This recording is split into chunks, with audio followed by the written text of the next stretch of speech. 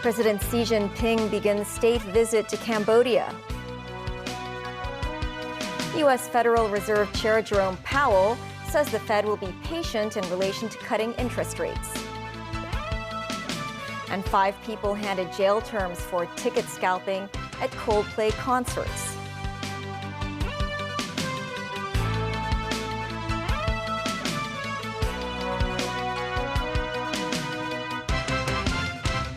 Hello and welcome to TVB News. I'm Melissa Hekalea. President Xi Jinping is now in the Cambodian capital for a 2-day state visit, wrapping up his Southeast Asia tour that has already taken him to Vietnam and Malaysia. Danny Zhou has the story. President Xi Jinping's chartered flight that brought him from Kuala Lumpur touched down in Phnom Penh on Thursday morning. Xi stepped out of the plane and attended a welcome ceremony held by Cambodian King Norodom Sihamoni. As he traveled from the airport to meetings with leaders, Xi was cheered by crowds lining up to display national flags and banners expressing best wishes. Hailing the time-honored friendship between the two countries in a written statement, Xi urged for a stable and sustainable China-Cambodia community with a shared future in the new era. He called for synergy between the Belt and Road Initiative and the Pentagonal Strategy, while advancing their mutual political trust to a higher level. In a video address, Cambodian Prime Minister Hun Manet noted the two countries are at the highest level of comprehensive strategic partnership, with praise for China's pivotal role in Cambodia's development. He said he looks forward to discussing with Xi to chart a course of action for future cooperation and shared benefits. A welcome letter for Xi's state visit was also posted on local media by Cambodia's Senate President Hun Sen, father of the current leader and a former state leader. The Southeast Asian nation is eyeing more cooperation with China, including infrastructure development. China is a close partner to Cambodia and its largest creditor, having poured billions of dollars into road and airport projects. Meanwhile, Cambodia has been slapped with U.S. levies of 49%, one of the highest globally, amid the fog of trade war initiated by the Trump administration. Xi has called on Phnom Penh to stand with Beijing on opposing hegemony, power politics, and protectionism. Danny Zhou, TVB News.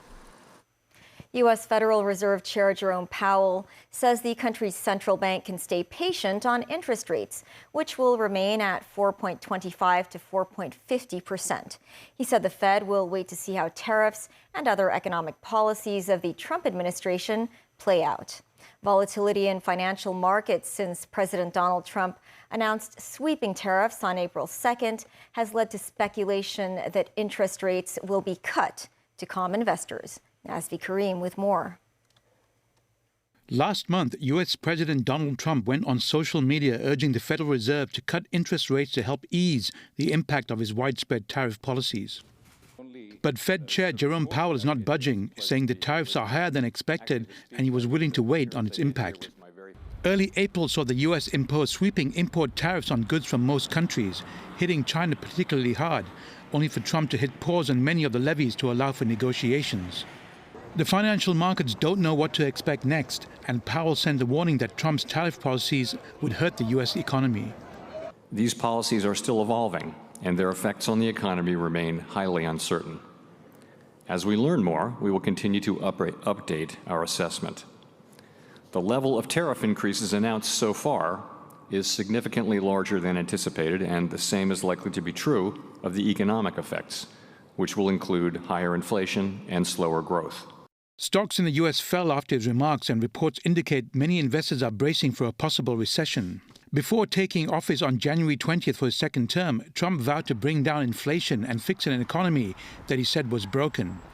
But prices are likely to rise as a result of the tariffs.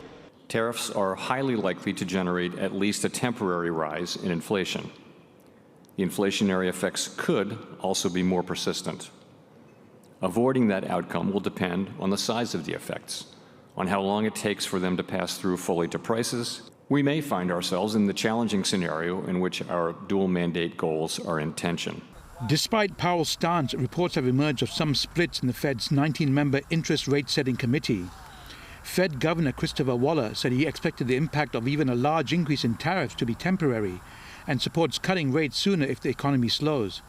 But other Fed officials are more focused on fighting the effects of higher tariffs on inflation and are less likely to support rate cuts anytime soon. Nazri Karim, TVB News. Japanese negotiators are in Washington to argue their case against higher U.S. tariffs. U.S. President Donald Trump joined in the first round of bilateral trade talks between the two nations. This as Italian Prime Minister Giorgia Meloni arrived in the U.S. Capitol for her tariff talks with Trump scheduled today. Tracy Furness reports. Japan's top trade negotiator, Economic Revitalization Minister Ryose Akazawa, urged the U.S. to reconsider all tariffs on Japan during a meeting with U.S. President Donald Trump, Treasury Secretary Scott Bessent, and Commerce Secretary Howard Lutnick. Following the talks, Akazawa said he had stressed that tariffs imposed by Washington on auto, steel and aluminium, as well as the 10% baseline measures applied to all trading partners, were regrettable and that he had pushed for a full review. Japan's Prime Minister Shigeru Ishiba said, "It will not be an easy ride," but President Trump said the negotiations with Japan are his top priority, adding, "We agreed to continue discussing on a ministerial level while monitoring the process. I would like to visit the U.S. to discuss with President Trump at the most appropriate time." Meanwhile, Italian Prime Minister Giorgia Meloni arrived in Washington Wednesday evening ahead of a scheduled meeting with Trump today. She will be the first European leader to have a face-to-face with Trump since he announced and then suspended tariffs of 20% on European exports.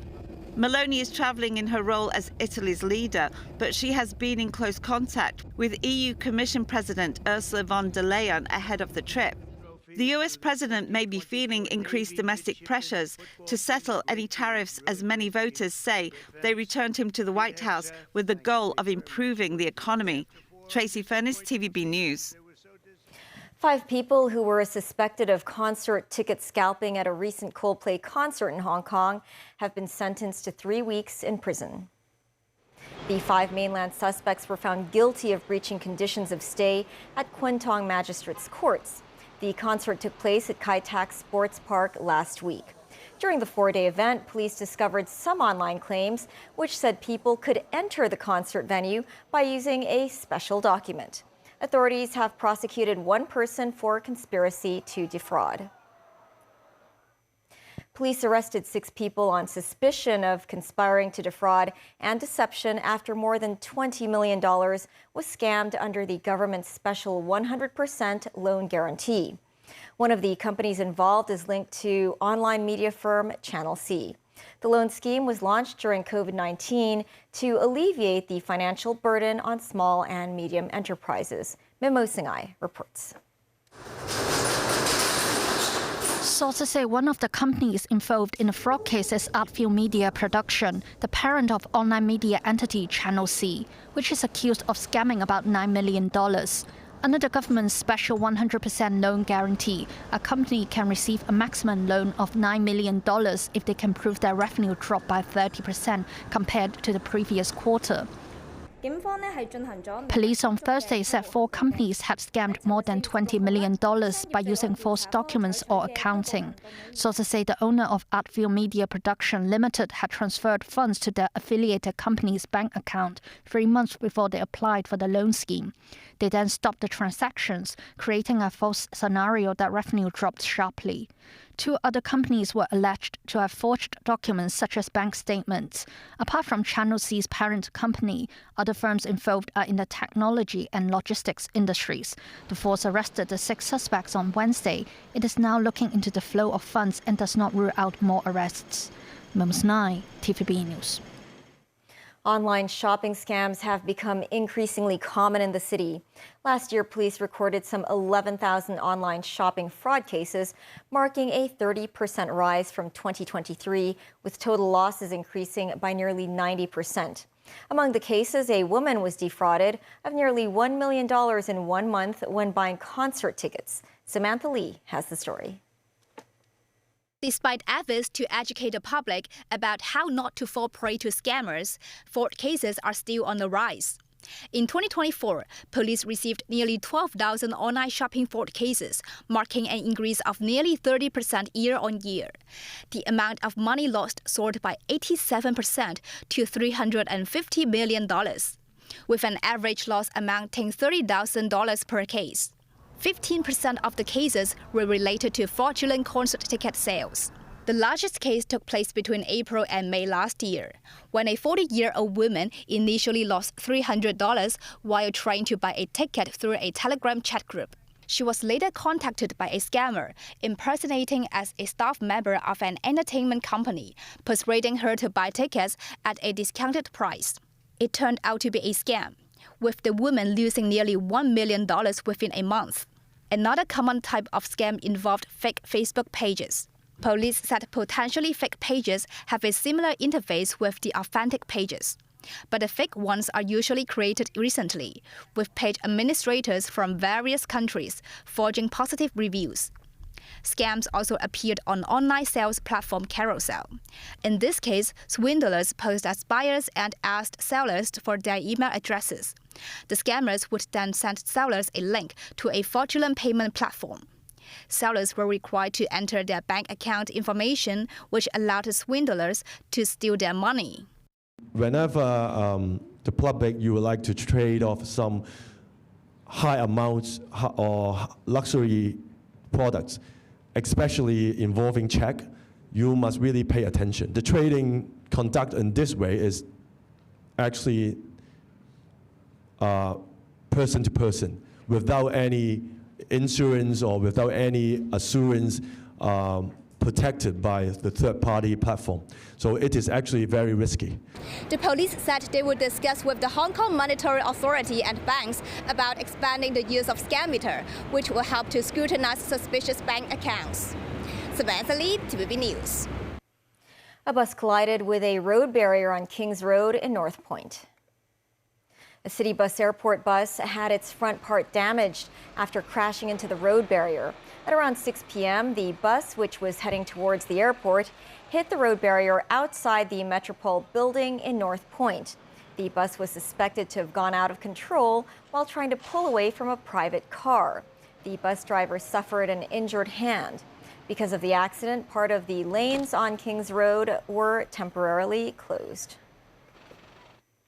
The government plans to adjust the fines for 20 traffic penalties this year. In a Legislative Council document, the government says most of the fines for traffic violations haven't changed since 1994. To enhance deterrent effects, authorities propose to increase the fine for illegal parking to $400. The maximum fine for speeding could be raised to $1,500. While drivers who fail to follow traffic light instructions could receive a penalty of $900. Authorities also propose adjusting the parking meter fee from $2 to $4 for every 15 minutes. Still ahead, West Kowloon Cultural District teams up with City Bus to improve transportation. Hong Kong General Chamber of Commerce postpones U.S. trip amid the tariff war. And China to invite all 193 United Nations members to attend informal Security Council meeting about the U.S.'s weaponization of tariffs.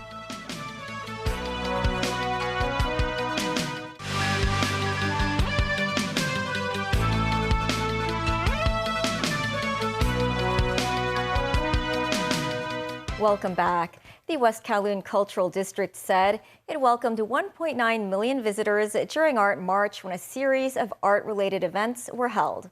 The West Kowloon Cultural District Authority said it will cooperate with a franchised bus company to strengthen transport services to the cultural hub. Samantha Lee reports. To reach the West Kowloon Cultural District, you can either take a taxi or MTR, existing from the Kowloon or Austin stations.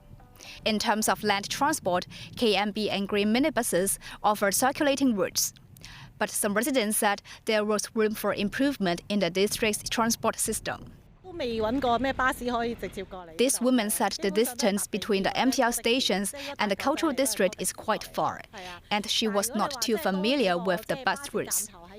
To address the issue, Betty Feng, Chief Executive Officer of West Kowloon Cultural District Authority, today announced a cooperation with Citybus.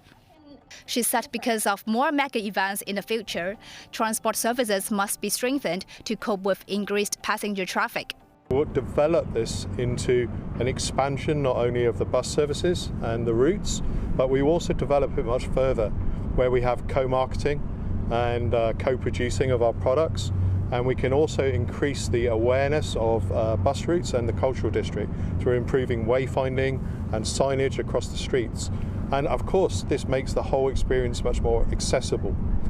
With the Golden Week just around the corner, fare discounts will be launched next Friday.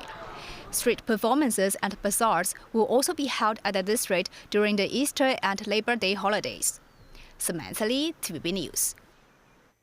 The 4-day Easter break starts tomorrow. However, some people have already started their holiday today. The departure hall at the West Kowloon station was packed with travelers this afternoon. They came prepared for a long weekend. The station deployed staff to manage the flow of people. The schedule board showed tickets for most trains had sold out. The Immigration Department earlier said the number of inbound and outbound passengers using land boundary control points would peak on Friday and Monday, with roughly 759,000 and 618,000 people traveling respectively. The Hong Kong General Chamber of Commerce has decided to postpone its trip to the U.S. until the second half of the year.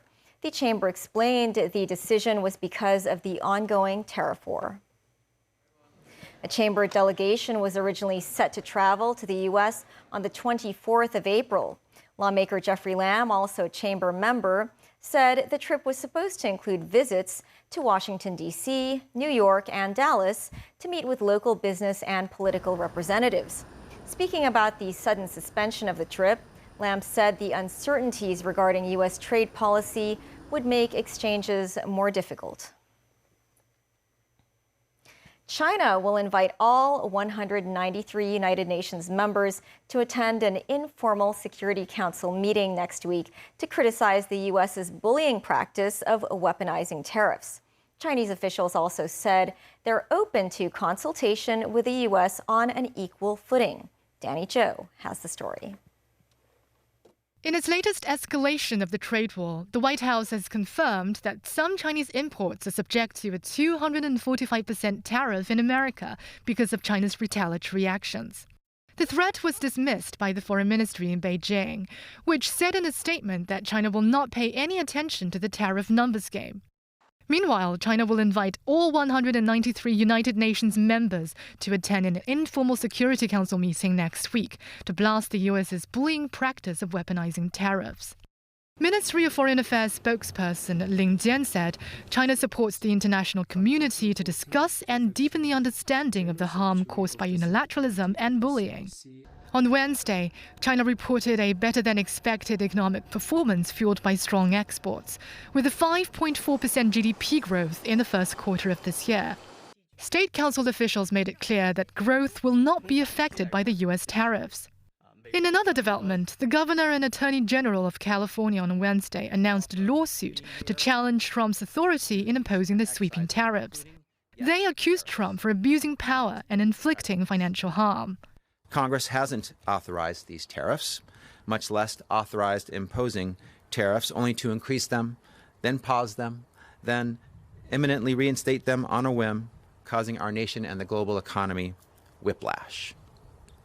Trump is attempting to override Congress and steamroll the separation of powers. The officials emphasized their aim is to protect local industries, particularly agriculture, given that California is the largest manufacturing state in the United States.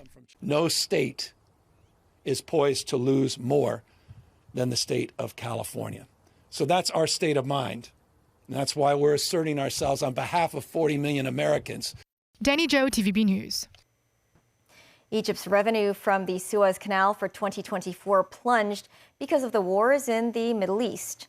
It generated an annual revenue of almost $4 billion last year, down from a historic high of $10.25 billion in 2023.